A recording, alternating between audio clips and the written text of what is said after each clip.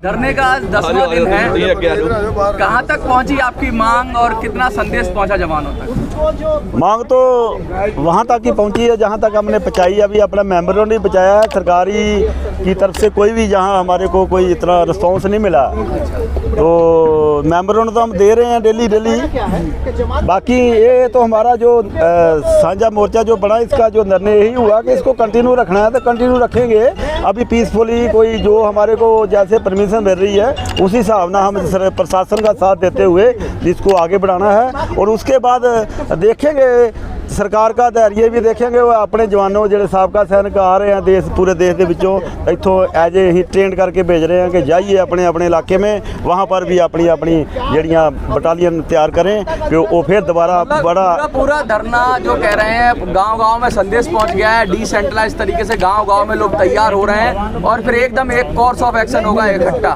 हाँ, वो तो देखिए, वो तो हम नहीं चाहते वैसे पूरे देश के साबका सैनिकों को, बुजुर्ग साड़ियाँ माता बहना, उनको पूरे देश के कोने कोने से आए हैं। हम नहीं चाहते सरकार को भी डिस्टर्ब करना, लेकिन हमारी मजबूरी बन जाएगी अगर सरकार ने हमारे संवैधानिक तरीके से जो हम यहाँ बैठे हुए हैं, अगर सरकार ने हमारी जड़ी ये हकी मंगा वा, ये डिस्क्रिमिनेशन है, ये जड़ा बराबरता का अधिकार है, उसके लिए हम बैठे हैं। अगर सरकार नहीं सुनेगी तो हमारे को तो फिर मजबूरी तौर पर कोई ना कोई बड़ा कोर्स ऑफ एक्शन करना पड़ेगा। कौन भ्रमित कर रहा है जो नहीं सुन रही? अरे भ्रमित तो हमने खुद ही अपने पैरों पे कहारी मारी है। हमने खुद, हम अपना भी दोष देते हैं, क्योंकि हमने उस टाइम जो 15 से जो एजिटेशन जा रहा था, अधिकारियों का साथ दिया, अधिकारियों के ऊपर विश्वास किया, उनको अपने गुरु माना, लीडर माना, लेकिन उन अधिकारियों ने हमारा संख्या बल दिखा के और सरकारों को मिसगाइड किया कि ये सारा संख्या बल, क्योंकि सरकारें जड़ियाँ ने वोट बैंक से चलती हैं। आपकी पीठ में छुरा भौंका गया जवान? छुरा भी ही समझेंगे, हम बोलेंगे हमारे साथ विश्वासघात किया, जिनके ऊपर हमने विश्वास किया उन्होंने हमारे साथ विश्वासघात किया। कहाँ है वो अधिकारी जो अधिकारी तो जहाँ अभी भेजते हैं अपने वो मतलब डेलीगेट बहुत हमारे से बातचीत करने के लिए आ रहे हैं, लेकिन हम जो है अभी जैसे एक दफ़ा जो है ना धोखा हो जाता है ना, तो फिर दोबारा हमारे को नहीं उनके पास। इसका क्या भरोसा है कि आप दोबारा फिर? नहीं बिल्कुल 100% नहीं जाएंगे पाए, कितना भी कोई ईमानदार, कितना भी हमारे को विश्वास दिलाए कि हम, क्योंकि जैसे देखिए हमारे को अधिकार दिया है, जैसे सिविल में अगर कोई 4th क्लास एम्प्लॉई का बच्चा IAS PCS सबसे बनता है और उसकी जूनियर अलग है, और चौकीदार की, गनमैना दी, रेलवे जूनियर बच्चे अलग बात है। क्या PCS अधिकारी के जवान का किसी चौकीदार का बच्चा नहीं बनता है? तो क्या चौकीदार जूनियर में काम करेगा या चौकीदार वो जड़ी PCS अधिकारी जूनियर में काम करेगा? हर एक के अपने अलग अलग मुद्दे हैं। हमारे अधिकारियों को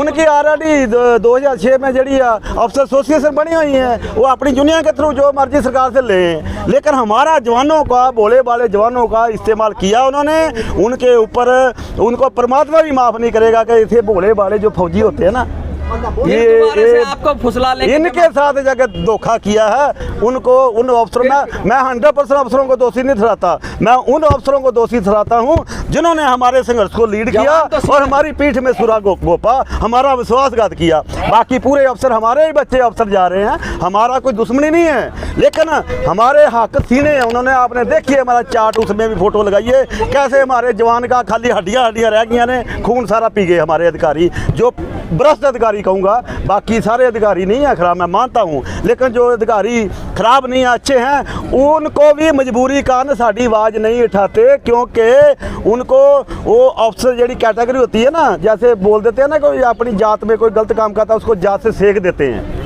तो ऐसे उनको भी डर है कि अगर हम जवानों की बात करेंगे तो हमारे को अफसर बरादरी से सेक देंगे। अच्छा, उनको जो इसलिए वो डरते मारे नहीं बोलते। कुछ अधिकारी हैं हमारे फेवर में, लेकिन उनकी मजबूरी है, नहीं तो उस जड़ी अफसर की जड़ी संस्था ने उनसे उनको सेक दिया जाएगा, उनका जड़ा बाईकाट कर दिया जाएगा। जैसे समाज के गाँव में कोई बंदा गलत काम करता है ना, उसको उस सोसाइटी से गाँव से सेक दिया जाता है। लगातार ये खबरें आ रही हैं जैसे जब से आपने आंदोलन शुरू किया और बहुत सारी संस्थाएं उठ खड़ी हो गई हैं और वो अपने अलग अलग तरीके से आंदोलन की घोषणा कर रही हैं, क्या लगता है कि डीरेल करने की कोशिश हो रही है? सर देखो, संविधान ने हर एक को अधिकार दिया है हरेक अपना करे धरना प्रदर्शन, लेकिन ये हमने देखना है जेसीओ जवानों में भी कौन संस्था हमारे जेसीओ जवानों के लिए कर रही है, कौन संस्था मिसगाइडेड ने, कौन अफसरों द्वारा संचालन संस्था, वो सबको पता है। आजकल पढ़े लिखे लोग हैं, लोग सोशल मीडिया जुड़े, हरेक को पता लग जाना। वो जो अलग तौर पर प्रोग्राम कर रही है सांझे मुद्दे, वो अपने आप ही नंगियाँ हो जाने। सर कोई भी संघर्ष दुनिया में चला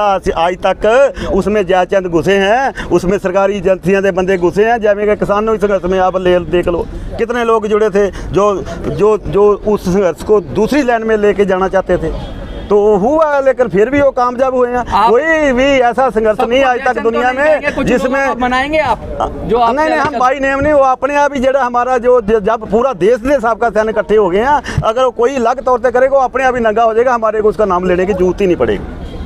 कुछ संदेश देना चाहेंगे जो जवान देख रहे हैं बॉर्डर?